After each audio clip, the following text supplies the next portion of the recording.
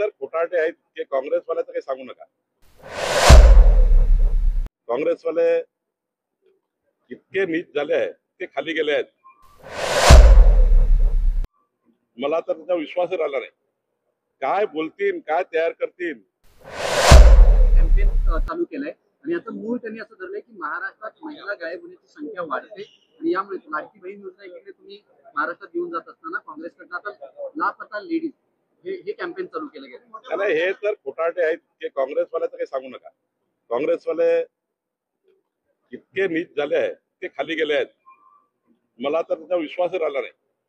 काय बोलतील, काय तयार करतील. मुख्यमंत्री माझी लाडकी बहीण योजना जे 2.5 कोटी बहिणींना खऱ्या अर्थाने एक 18,000 रुपये वर्षाची ओवाळी टाकताय. बघा, महायुतीचं सरकार 18,000 रुपये महिन्याची वर्षाची ओवाळी टाकताय. 2 बहिणींना एका घरात 36,000 रुपये मिळणार आहे. त्यांना बद्दल म्हणतात भीक टाकता का? कर्नाटकमध्ये यांनी अफिडेव्हिट घेतले होते.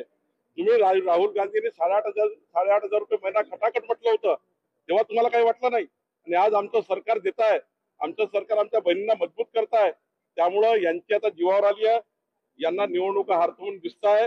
त्यामुळे योजनेला बदनाम करताय. आणि एक काँग्रेसच्या नेत्याने अधिकृत भूमिका मांडली की महाराष्ट्रात काँग्रेसचं सरकार आलं तर आम्ही मुख्यमंत्री माझी लाडकी बहीण योजना बंद करू.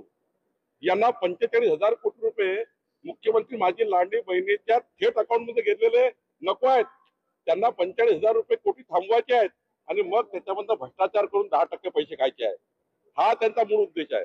आणि म्हणून मला असं वाटतं काँग्रेस पार्टी थेट योजनेला कधी विरोध करतं, कारण थेट पैसे जातात. किसान सन्मान योजनेचा विरोध करतील, पीक विमा योजनेचा विरोध करतील, मुख्यमंत्री माझी लाडली बहिणीचा विरोध करतील, कारण त्यांना पैसे कायला मिळत नाही.